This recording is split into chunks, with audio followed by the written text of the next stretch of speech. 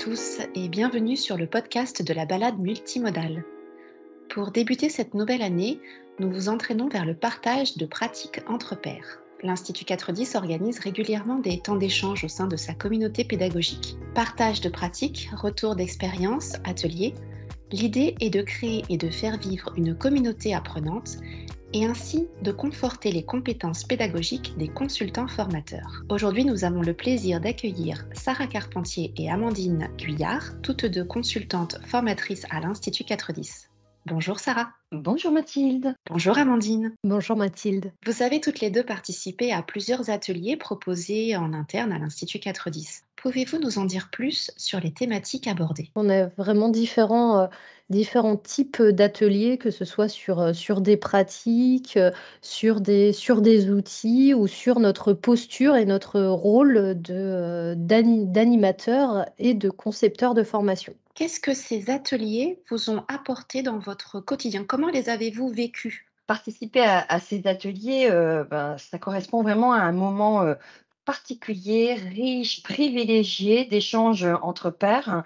On est tous sur des sites différents et du coup, ça nous permet effectivement de nous nourrir de la pratique des collègues. Ça nous permet aussi d'analyser nos propres pratiques, et ce qui est toujours un moment intéressant. Au-delà d'échanger entre nous,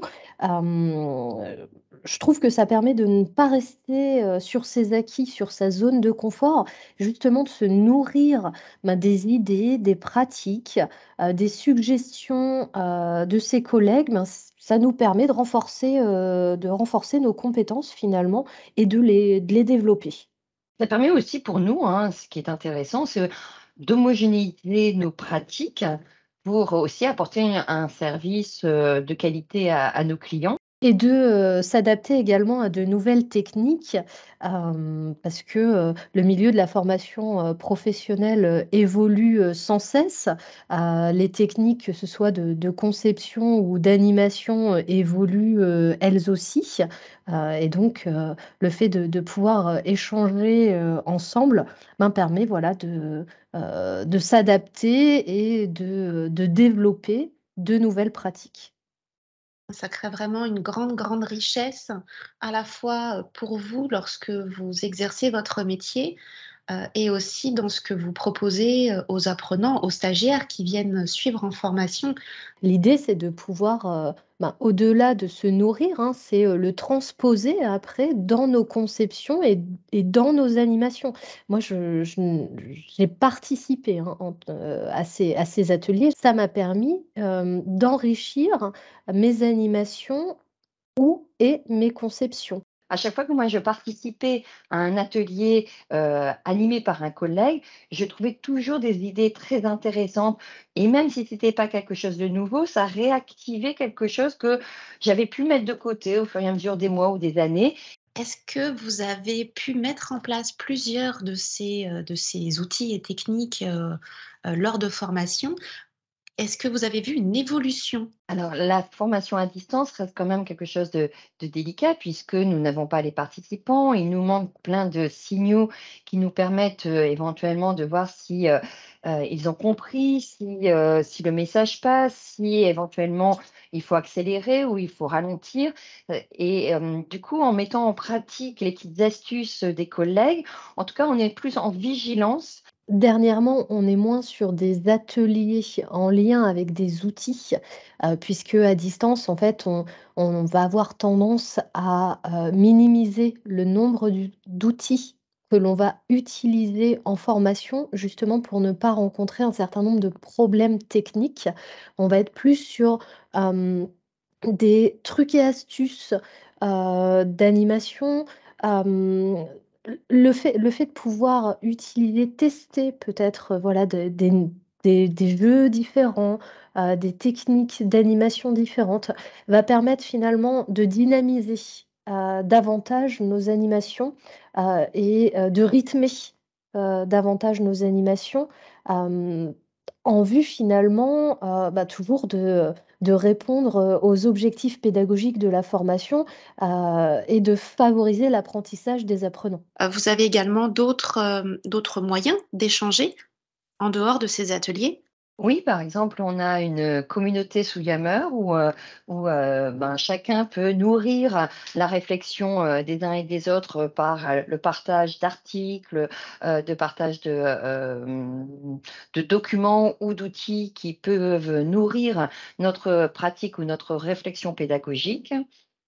Au-delà de Yammer, on a aussi, Cifadis, sous lequel, en fait, sont enregistrés, tous les ateliers, qui sont proposés à la communauté des formateurs. Ce qui permet, en fait, à chacune et chacun d'entre nous, de pouvoir, les visionner, si on n'a pas pu y participer ou bien revenir aussi, dessus, dans le cadre d'animation ou de conception, future. Vous, en tant que consultante formatrice, quel intérêt voyez-vous à l'existence et à l'animation de cette communauté pédagogique? Pour moi, la communauté pédagogique, c'est vraiment un levier d'optimisation à la fois de nos pratiques et puis de notre professionnalisation. C'est, vraiment entre nous, du coup, de pouvoir s'enrichir et du coup, de pouvoir, derrière, être dans une mise en place d'une organisation apprenante.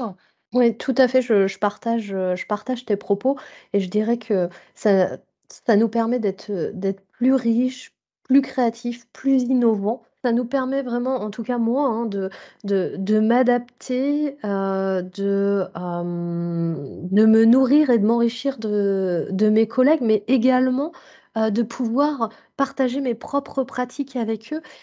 Finalement, chacun peut apporter, à la communauté pédagogique, en participant et en proposant également, hem, des trucs et astuces, des techniques, des méthodes d'animation, des jeux. Il y a vraiment la notion du travailler ensemble. Et le travailler ensemble, c'est, pour nous aussi, apporter un service de qualité à nos clients, ce qui est fondamental. Merci à vous, Sarah et Amandine, de nous avoir éclairés sur la nécessité de créer et de faire vivre une communauté apprenante. Si vous souhaitez vivre des formations animées par des consultantes formatrices inspirées et inspirantes, je vous invite à consulter le site de l'Institut 410. Je vous dis à très bientôt pour un prochain numéro du podcast de la balade multimodale.